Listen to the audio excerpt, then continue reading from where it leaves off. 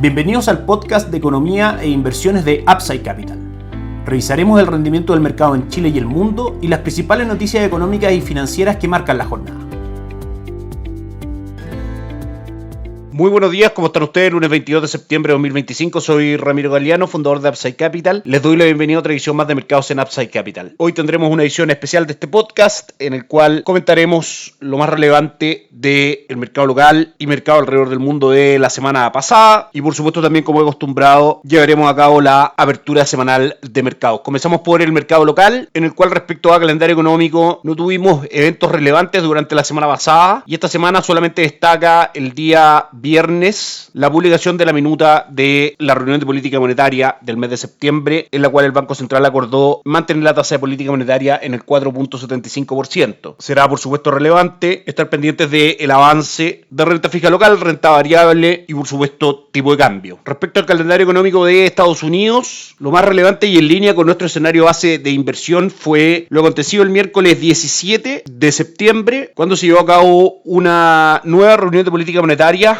de la Reserva Federal, en la cual el Consejo Federal de Mercado Abierto decidió recortar la tasa de política monetaria, ubicándola en el rango entre el 4 al 4.25%, recortándola en 25 puntos base. En línea con las expectativas de los inversionistas, la Reserva Federal de Estados Unidos retoma el ciclo de recorte de tasa de política monetaria luego de 5 reuniones sin cambio en la tasa rectora, comentando en el comunicado que la incertidumbre sobre las expectativas económicas sigue siendo en general elevada, que el comité está atento a los riesgos para ambos lados de su doble mandato, es decir, para la inflación y la estabilidad del mercado laboral, considerando que los riesgos a la baja de este segundo factor han aumentado, destacando este recorte de tasas como un recorte de gestión de riesgo enfocado principalmente en, como decíamos, el mercado laboral. Lo más destacable respecto a inflación es que Jerome Powell, el presidente de la Reserva Federal, manifestó que el impacto de los aranceles sería un golpe de una sola ocasión y que el mismo impacto ha sido más lento y no tan grande como se esperaba. Respecto también al mercado del trabajo, mencionó que la creación de nóminas de empleo en Estados Unidos y la moderación de la demanda laboral parece estar por debajo del punto de equilibrio necesario para mantener constante la tasa de desempleo. Por ende, entonces, deciden recortar la tasa de política monetaria. También se actualizaron las proyecciones de diversas variables macroeconómicas por parte de la Reserva Federal. Aumenta la proyección del crecimiento desde un 1.4 al 1.6% para 2025 y desde el 1.6 al 1.8% para 2026. No hay cambios relevantes en la tasa de desempleo esperada y las proyecciones de inflación anualizada las mantienen el 3% para 2025 y aumenta del 2.4 al 2.6% para 2026. Por último, y lo que es más relevante respecto a la tasa de política monetaria, disminuye la inflación que había mostrado en junio para 2025 del 3.9 al 3.6% y para 2026 del 3.6 al 3.4%. En definitiva, analizamos esta información desde el punto de vista de estrategias de inversión y en primera instancia el recorte de tasa de política monetaria era algo esperado por el mercado, que estaba dentro de nuestra estrategia de inversión y que finalmente termina ocurriendo. Desde el punto de vista, como decíamos, de estrategias de inversión, una noticia bastante positiva, dado que el recorte de tasa de política monetaria es por definición un factor alcista para bonos, acciones y una muy buena noticia y un factor de crecimiento para la economía en general. Destacamos también la proyección de la Reserva Federal respecto a la tasa de política monetaria inferior a la que había mostrado en sus proyecciones de junio, factor relevante también alcista para seguir manteniendo una visión bajista en el tipo de cambio y argumentos alcistas para las acciones norteamericanas. De hecho, fue una buena semana para los tres principales índices bursátiles de Estados Unidos. El S&P 500 subió un 1.2%, Dow Jones un 1% y Nasdaq un 2.2%. Respecto a expectativas del mercado acerca de tasa de política monetaria, se espera con un prácticamente 80% de probabilidades de que durante 2025 ocurran dos recortes de tasas más y que la tasa termine entre el 3.5 al 3.75%. A diciembre de 2026 se espera eventualmente que la tasa sea recortada aún 2 a 3 veces más, lo que en términos ampliados genera un excelente escenario de inversión para renta fija y renta variable norteamericana. El calendario económico de esta semana muestra varias cifras relevantes a revisar. Mañana, índice de gerentes de compra del sector manufacturero y el sector de servicios, declaraciones de Jerome Powell, el presidente de la Reserva Reserva Federal. El día miércoles, ventas de viviendas nuevas. El día jueves, una nueva revisión del Producto Interno Bruto trimestral de Estados Unidos del segundo trimestre. Venta de viviendas usadas y peticiones semanales por subsidio de desempleo. Y el día viernes, la cifra más relevante de la semana, sin lugar a dudas, índice PCE, precios del gasto y consumo personal, la medición favorita por parte de la Reserva Federal para estudiar el comportamiento de los precios y con eso, por supuesto, ir teniendo antecedentes para el correcto manejo de la tasa de política monetaria. Vamos con la revisión de mercado. Comenzamos por dólar peso, pues luego de un cierre en 951 pesos el miércoles de la semana pasada, hoy comienza sus cotizaciones con una leve presión alcista en 950, subiendo hasta 955 durante la jornada de hoy. Como sabemos, los fundamentales del dólar se mantienen con un sesgo bajista, principalmente por el recorte de tasas por parte de la Reserva Federal, que debilitaría las cotizaciones del dólar en el mundo y por supuesto también las cotizaciones del dólar frente al peso chileno, traduciéndose en caídas del precio del dólar en Chile. Un aumento de la presión bajista para el dólar ante la ruptura de 947 para buscar objetivos en 927 y luego en 913. Renta fija local continúa avanzando en línea con nuestra estrategia de inversión de preferir instrumentos justamente de renta fija local por sobre instrumentos money market y depósito a plazo. Itaú Dinámico, fondo de renta fija local, mantiene un retorno acumulado durante 2025 del 4.4%, muy superior al 2.8% que muestra en general el mundo de los fondos money market. Recordemos que Itaú Dinámico tuvo un retorno del 0.7% en el mes de agosto y durante septiembre lleva un retorno del 0.3%. El IPSA hoy cae un 0.26%, cotiza en 8.984 puntos, arrastrado a la baja principalmente por la caída de las acciones de la TAM, que cae un 2.9%. El índice mantiene un retorno de un 34.23%, con fundamentos alcistas, basados principalmente en el ciclo de recorte de tasa de política monetaria por parte del Banco Central y el esperado cambio en el ciclo político. Hoy revisamos fondos de Itaú, Administradora General de Fondos,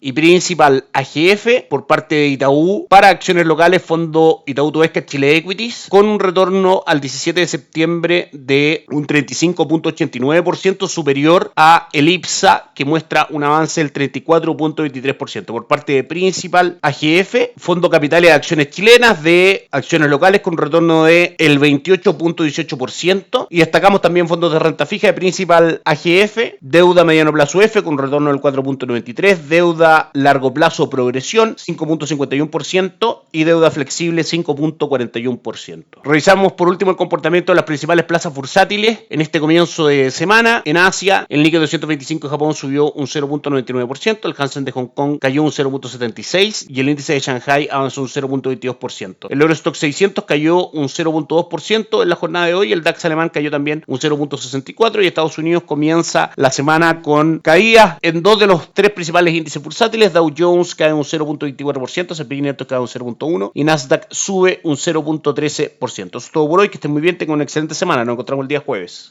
Gracias por escuchar el podcast de Economía e Inversiones de Upside Capital. Te invitamos a visitar nuestro sitio web www.upsidecap.cl y contactarnos para brindarte una asesoría objetiva, sin sesgo y con una mirada global para tus inversiones.